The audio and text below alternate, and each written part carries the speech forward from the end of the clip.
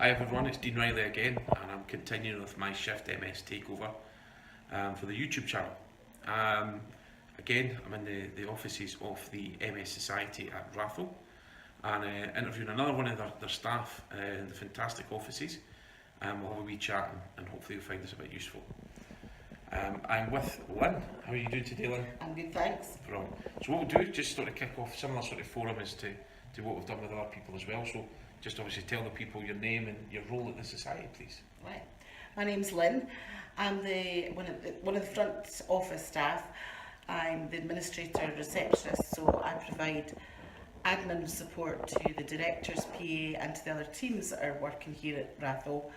And I also am a sort of backup reception person as well. The other person in reception takes leads with most of the reception work, kind of thing. Brilliant. So with us, I'd imagine you've probably got loads to do every day with that. Yep, definitely. No 2 days are the same. I suppose it's a good thing, though. It is. It's very varied, very interesting, quite busy. So yeah, it's good. You do lots of different pieces of work. You know, you've got your basic kind of bits of work that you have to do, and then every day can be different teams asking you to provide them with support. Different ways like mail merges for letters to go out for trust applications, for fundraising, or posters getting sent out about self-management courses that the services and support team are running, booking travel and accommodation for everybody. Wow. I mean, the list really is endless kind of thing. But it's good because it makes it varied, it makes it interesting. There's no 2 days the same, so it's good fun. Keep you on your toes. Yeah. Is there any part of that you really is your favourite bit or your best part of the role? I have always worked in the voluntary sector, and I love working for an organisation that I feel makes a difference to people's lives, and that's really important to me. But I have to say the people here make it just the best place to work. Like, this is, in over 35 years of working, this is the nicest office I've ever worked in. Everybody's warm, friendly, helpful, can't do enough. If there's somebody calls up or somebody pops in with a problem that I don't have an answer to, people will just muck in.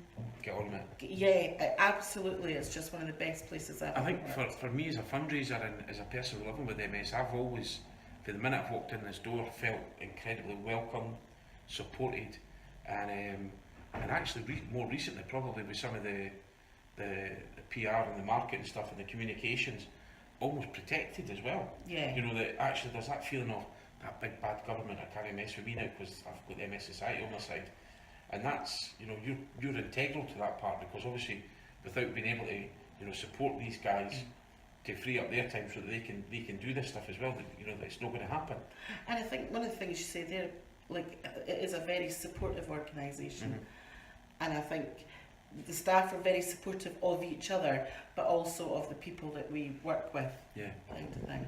So I mean, obviously you're a busy lady. So what's on your calendar today or this week? Have you got anything big? So big thing is we've got a self-management course starting up in Blantyre in a couple of weeks. So there's been a lot of work around that, getting posters out and training packs out to the course leaders. Like I say, we send out once a month. We do a sort of big mail merge of letters to trusts as applications for funding, either specific applications for a specific piece of work, or just general fundraising applications. Okay. There's been a fair bit of travel bookings this week, with staff are going down to our London offices in the beginning of October for a lot of training that's going on down there. And that's one of the things I've noticed as well, is obviously with you guys, these are constantly sort of evolving with the times and trying to change and be able to support people living with MS to the absolute maximum of your capabilities and things. And that's something, obviously I've been involved in a few of the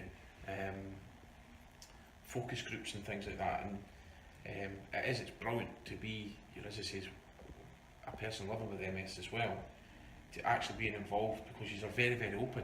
You know, your door, it's almost like an open door policy. If anyone of MS could rock up, will phone up and come in and see you and have a chat and say, listen, I want to get involved at some level, and there's something there for everybody. Yeah, there is. Which is, I guess, surprising but amazing at the same time. Yeah, but that's a really important part of our organisation, is that we really rely heavily on people getting involved. So it's good when people really want to.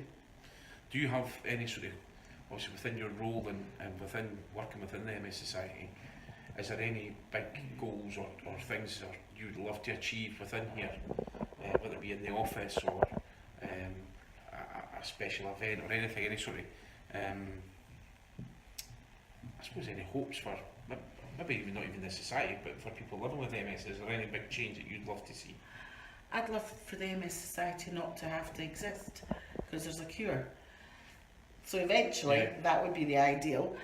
While we're here, I hope that we are what people with MS want us to be and need us to be, and that we're that kind of organisation that will listen to what people ask us or tell us that they need, so that we can evolve and change and be that organisation.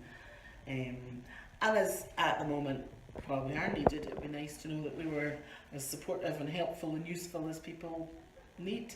No, definitely. That's a lovely answer, actually. Oh. Really nice, actually. That's one of the best I've heard today. Obviously, you're the third person that I've interviewed today, and obviously we had Neil at the beginning, who looked like he'd just been on a sunbed for 12 minutes. He'd been on a wee 12-minute holiday. Katie Bruce's came in, the best dressed I've ever seen her in her entire life. I've known her a few years now. You know, full makeup, hair all done, styled, a beautiful dress, high heels, everything. And you've come in equally as lovely, but yeah, one of the best answers so far anyways. You definitely win the... I've had sweeties with me. I'd have gave you a sweetie for that one. But prior to obviously working with MS Society, did you have any sort of personal connection with MS, or did you have any understanding about MS prior to your role? No, when I applied for the job here, that was the first of me researching what, going on to the MS Society's website and reading about it and finding out what kind of condition it was and what have you. As it turned out, I did have a friend who had MS for about 5 years at that point, but hadn't actually come out and spoken about it. So through me starting work here and sharing posts about the MS Society, she then decided, do you know what? It's about time I just went public with this. Yeah. And she's done a bit of fundraising and stuff like that, and she's holding a big do next year, and it's the support I've seen her get, particularly on Facebook, from friends who said, "Oh my God, I never realised this is about you're amazing," kind of thing. So it's lovely. Do you know what it is though? I mean, I get people messaging me every day, day and night. I've got somebody tried to Facebook phone me at like 10 to 2 the other night. I was like, buddy, come on, play the game. I like my sleep. But and it's there's people that I've spoke to recently that are it's not that they're ashamed, but they're so scared of MS that they're scared to talk about it. Yeah. It's almost like the boogeyman. If you talk about it, if you talk about your MS, it's actually real. Where sometimes these people get that sort of mentality of pretending it's not real, but the unfortunate thing is it's very real. And the longer that you hide from it and don't sort of take control, the harder the battle is for you, I suppose. And as I say, I've not really got a choice. I'm screaming out there in public that there's no way I can hide it out now. So, and I wouldn't change it for all the money in the world, because it's been brilliant. You get, like yourself, obviously you've got friends with MS. I've now got lots of friends with MS. And it's the support in numbers is what you get, and I'm sure if you were to interview your friend today, she'd probably say exactly the same thing.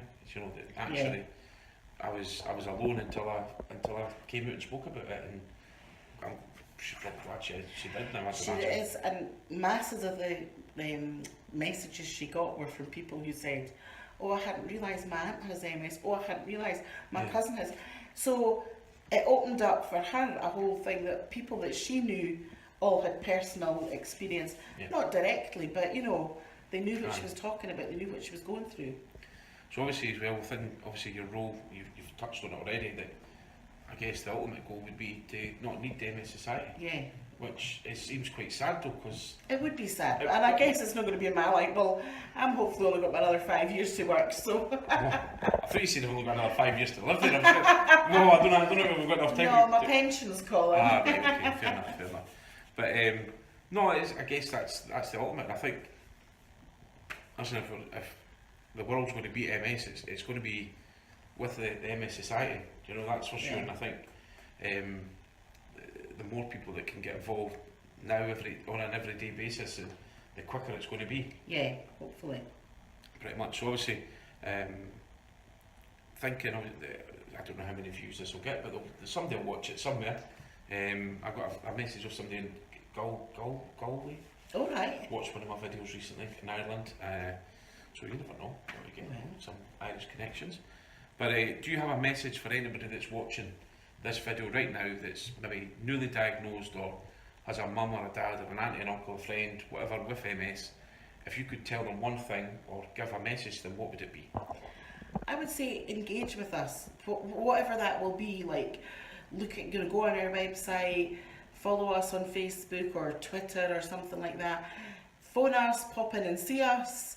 We have a helpline that you can call, because I feel there's so much positive stuff out there that I feel people with MS should know about. I don't mean they have to, but you know, there's so much positive stuff happening about research and everything like that and where it's going, that it would be good to know that they were able to keep themselves as well informed as they possibly can, so that they have that kind of information at their fingertips. And like I say, we're a lovely office, very friendly. There's nearly always biscuits or cake in the kitchen. Come in, have a cup of tea with us. Listen, I can only sort of echo what the guys have already said here. I would urge every single person that's watching this, if you have any connection to MS, whether yourself or a friend or a family member, do get in touch. If you've not been in touch already, get involved in the campaigns. And you know, as I said, even the material that the MS Society produce is the latest and the most up to date, and it's definitely the way forward is to get in touch. So thank you very, very much for watching the video today. Please share it, retweet it, tag people in it, send it on, whatever you can to spread the word, and hopefully, you know, if this makes one person that hadn't contacted MS Society before get the right support and help that they need to fight MS, then all of this has been worth it. So thank you very, very much, and I'll see you all soon. Do I say goodbye now, Lynn? Bye.